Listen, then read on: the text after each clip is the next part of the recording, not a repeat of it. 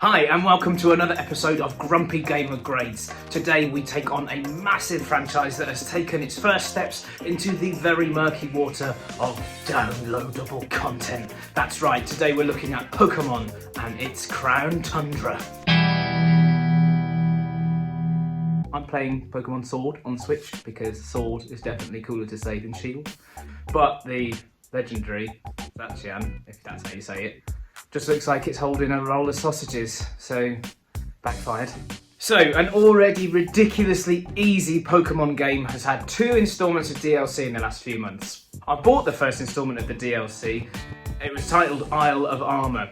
At the time, I didn't realise that I was paying for the second part as well, because my reaction to the first part was heavily weighted with the fact I thought I'd paid 27 quid for Isle of Armor. And my goodness me, was that a poor attempt at DLC.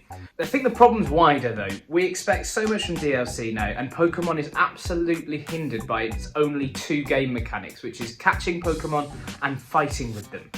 When it comes to extending an already very, very weak storyline, you haven't really got much you can do that changes the game that much. So what the original DLC, Isle of Armor, tried to do was to just give you more in-game tasks, and because the world is very, very basic, there's not much you can interact with apart from a few TVs and a few bookcases. They really didn't have much to do, so I was reticent to even look at buying Crown Tundra, and to be truthful, the only reason I'm playing it is because I'd already bought it with Isle of Armor. But I've been pleasantly surprised. And that's mainly because I know exactly what Game Freak have done here. They've just gone, let's hit their nostalgia. So basically, the whole of Crown Tundra is just a legendary boss rush. In the actual Crown Tundra itself, you can encounter several different legendary Pokemon from previous games gone by. There's also a max lair in there where basically you fight through a few battles to fight a random legendary Pokemon from across the series.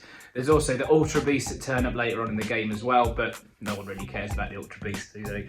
There's only 1 battle, as far as I can tell. You can go and re-battle Mr. Peony, or whatever his name is, but that's really what we need more of. I've caught all the legendary Pokemon that you can in the actual Crown Tundra, and I've done a few max lairs. I haven't found anything in terms of battling at all, which is a bit weak. Like, especially if you are going to get all these mega powerful Pokemon, you do just kind of want to show them off and obliterate the opposition, because that is effectively what you do.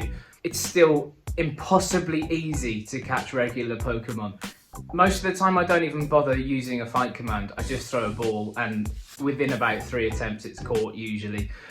That is hiked up massively with the legendaries though. They are actually difficult to catch. To the point where I actually made Regice, or Regice, whichever you want to call it, have to use Struggle because it ran out of moves.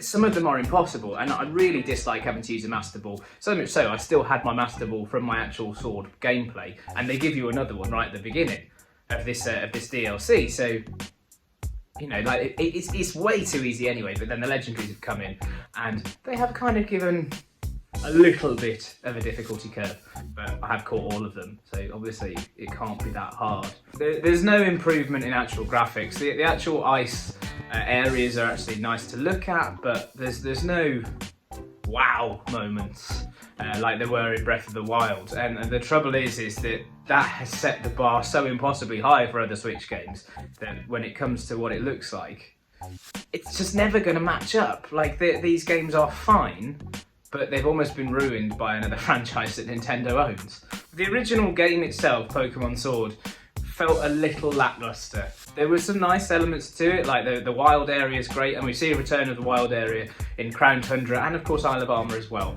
But the actual gameplay itself, I've seen so many people comment on it, it just hasn't changed in the 20 odd years that it's been around. You basically do just pummel the opposition into submission, unless you're playing competitively, and those people who play competitively have studied every single move impossibly well, and you know, you're just never going to win. There's no middle area, there's no okay, slightly hard battles. It's all very easy computer controlled battles, or you're absolutely going to get pasted by someone who spends their life playing Pokemon. there's no middle area, and I think that absolutely needs to be addressed in coming forward. Even if there is like a kind of, like we saw with other games where you can increase the difficulty and it adds 5 levels onto the Pokemon that you fight in, maybe that would be an idea. But at this state, it is just too easy. Major plus point of Crown Tundra though is the return of the legendary birds from Kanto, albeit with their Galarian forms. We've seen the ice, fire and electric types completely thrown away. Well, sort of. They have got some kind of nice homage moves, should we say. But they've been given Galarian types and they look so cool. I mean, apart from Zapdos, who looks like an angry chicken. But Articuno and Moltres, especially Moltres, who desperately needed something doing, because to this day it is still for me the worst legendary Pokemon that's ever been. But Moltres really comes out quite well, giving it the dark type, and it just looks so cool, which really helps. And that for me is what made the whole DLC worth it, which is, you know, it's a bit rubbish to say that 3 Pokemon made the DLC worth it, but you can tell there was actual design put into them that wasn't just, go and create 50 Pokemon or something. You know, they look great, apart from Zapdos. 2 out of 3 isn't bad. There's a new Pokemon created for the Crown Tundra though, and that's Calyrex, I think. Calyrex? We'll go with that. The horse is way cooler than the goat thing that's on top of it, and I really wanted to just catch the horse. You can't, but it's not a bad attempt at a different style Pokemon. We don't see too many like Pokemon that combine elements together, which is a nice thing. Apart from the fact that whenever you use it, it takes about 3 days to get through its 2 abilities. It's okay. I haven't used it a great deal. I'm not a big fan of using legendary Pokemon because it just makes everything way too easy, and it's already too easy. But they are cool to have in a bit of a collection. We've seen in Isle of Armor, we saw the collecting Alolan Diglets to get things in return from the trader there. In Crown Tundra, you've got to collect footsteps. Yeah, I think they're running out of ideas really, aren't they? You collect those footprints, you take them back to Sonia, who looks at them. She tells you for some reason that she now knows where to find them when you've collected 100% of them, which is very convenient, obviously. And then as soon as you turn up to those areas, even if you've been there 1,000 times before, they now turn up. They're the Swords of Justice Pokemon from Unova. Shame that at the moment I haven't seen any mention of Keldea. At the moment it's just Cobalion, Virizion and Terrakion, which is, you know, they're a nice set, but there's meant to be 4 of them. Ew. Having said that, the Crown Tundra at least shows to me that Game Freak have listened to what people have commented on the DLC. Yes, there wouldn't have been a huge amount of time to actually change what they'd already planned for it, but it is just so much better than Isle of Armor, which was just so weak. So weak. All it was basically getting a bear to evolve in a tower. And that's not good enough. And yeah, we've seen some great returning Pokemon. Like, it's great to see the Nidoran line back in there. It's nice to see some of the fossil Pokemon returning as well. It's always good to see an Archeops just flapping about in the wild area, and it's made me laugh at least twice, which is definitely value for money. I think overall, if I had to say what I think it needs to improve on, it mechanically comes from the fact that the storylines are always weak. They need to have something that gives you enough room, and not by design, but gives you enough room to extend the story. We see so many games now that are ended up half finished, or that are basically so blatantly obviously going to be finished in the DLC that it makes you buy it. Pokemon didn't have a story that was finished or worth playing through, so it can't really extend itself in the DLC. There's not enough game mechanic to extend it in the DLC, because basically you're just playing the same battles over and over again. Once you learn your type matchups, it's just a case of memory. But I don't know what they could do without actually saying, right, we need to have an actual story for the next game, rather than just go and battle through 8 gyms, beat the Elite Four, and then go and catch your legendary that's on the box art.